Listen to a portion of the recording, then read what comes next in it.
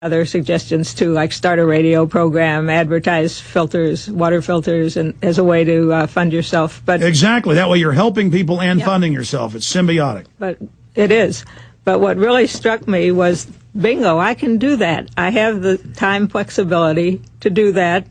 And I studied. I was a total political virgin. I will have to say I have never lifted a finger in activism before, although I have given money to all my favorite broadcasters, including you. But there you go, the 600 into the valley. Oh, my gosh, yes. Yes, I studied it a little, and I came to realize that they had the citizen communication at noon when most people can't come. This is for our communications. Yeah, it used to be at night, but now they've made it so hard. Got to sign up a week before. 2 weeks. 2 weeks. Oh, now next will be 1 year. It's 2 weeks. 20 years, Bob. Yeah. Right, exactly. They don't want to hear from you. I had been under the impression it was evenings too. No, I guess they keep changing it. Well, this is for items that are not on the what do you call it, on the agenda. So what you do is scan the agenda. Anything on water related, you can come in.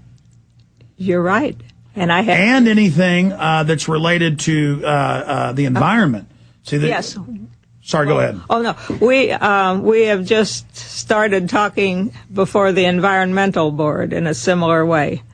That suggestion came to me from Neil and also from Paul Robbins, who was a very well-known activist in Austin. In fact, the editor of the Austin Environmental Directory.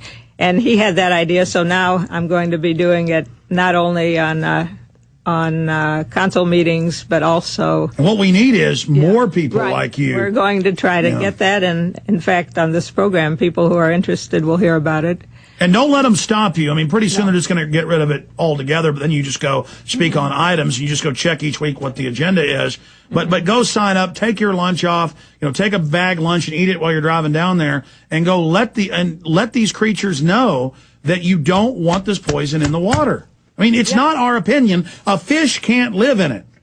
I know that. Well, I know you know, but the new listeners don't know. Yeah, what we were told yesterday on the tour, as Ray saw, is that all the city has to do is turn the little tap off where the hydrofluoric acid is coming out, or hydrofluorosilicic acid. And so Ray might want to point that out, too. I mean, that was quite amazing that the city said all they have to do is just turn it off and stop it. Well, there's laws against forced medication, and they say they're doing it for our teeth, and all the studies say it makes them fracture and gives you dental fluorosis. And now the American Dental Association, as you know, 2 years ago began recommending children not brush their teeth with it. I mean, even the Dental Association says it's bad, but we can't get these bastards to take it out of our water. Well, I'm sorry. They also said, the Centers for Disease Control and the American Dental Association, that fluoridated water should not be used to make up infant formula. So mothers haven't been warned. They didn't really make that widely public. Well, it's your activities and everybody else taking action. We're having victories here. But I'm going to shut up because we got a guest popping in with you on the same subject in the next segment, and we're going to keep you till 40 after. Then Gary Tallis been vindicated, 9/11 truther, been slandered by Fox News is coming on, but that's a separate issue at the end of the show. Tell us about what happened at this tour. My guys were there, but they had to turn their cameras off for national security. Tell us how you got in, what happened, how important this was. Well, a month ago I decided that it would be a good idea to request a tour from the city, so they agreed, and then I said that other people would like to join the tour. I thought it would be a great educational opportunity for people to see how the water purification plant works for the city and where they're adding the fluoride, and to hear this straight from them.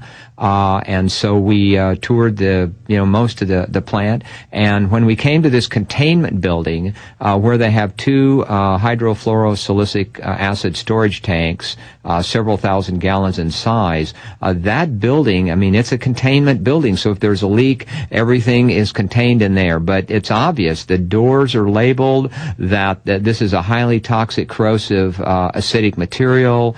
And they've got a shower in there in case you get exposed, and you could see some signs of corrosion to some of the paint and materials where there's probably been some vapor leak, because this is such a corrosive material. In fact, where where the tanker truck comes in and unloads the liquid hydrofluorosilicic acid into the pipes to fill the tanks, you could see where there had been leaks, and the concrete was corroded on the ground. It was kind of eaten away where a few drops of this stuff have gotten down. So, and on all the lines that the city has there, the lines containing this chemical are all specially colored and labeled that this has fluoride in it. Well, I just want to point out that we drilled a well on our family property in East Texas into the Keachai level. That's 600 feet down. It's a little aquifer.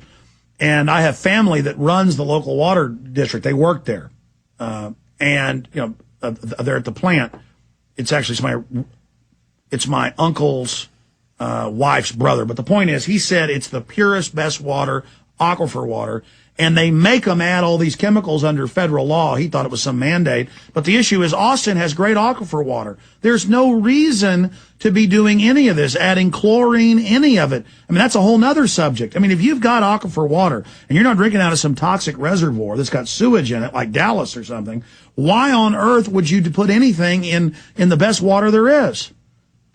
Well, they definitely talked about the different treatment chemicals that they're adding, but our tour was more focused on the fluoride. But they went through the water treatment and purification process, the filtration process. So it was very interesting. I think we learned a great deal, but we could see, you know, from our own eyes that they're doing this fluoridation actively there. They're putting so many gallons in, you know, a day, and they have to keep buying this chemical product. But if people, you know, wanted this stopped by, you know, calling, emailing the mayor and the city council, going down to speak, the city could easily turn it off and probably save $1 million a year. That's right. That's the other point. I've seen the studies. This is toxic waste these mining companies would have to pay to get rid of. Instead, they make us buy it. What schmucks? Stay there. Let's talk more about taking action against this when we get back.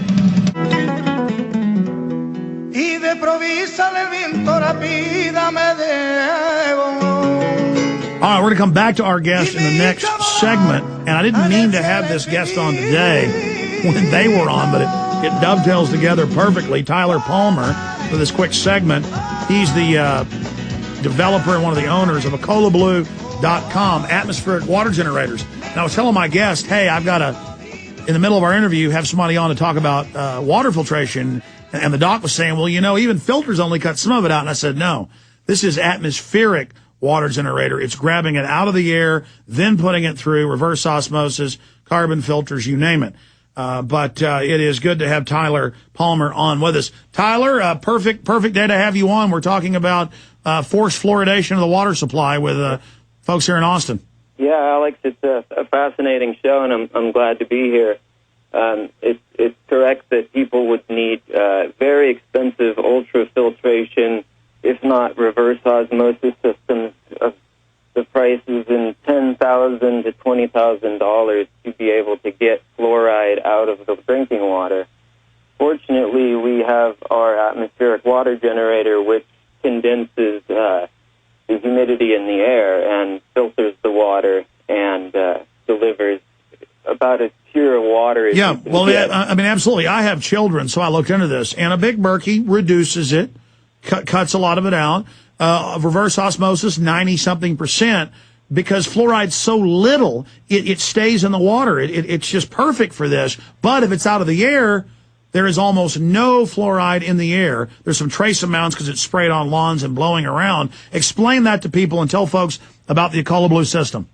Yeah, that's right. The molecular weight of fluorosilicic acid is about 144.08 atomic mass units. So it's actually very small. Most ultrafiltration systems cut off at about 1,000 AMUs. Yeah, the doc is nodding his head. Doc, you're saying that Tyler Palmer's right? Yes, on the molecular weight, yes. So it's very hard for regular filters to cut this out? It's a very small molecule. Yes.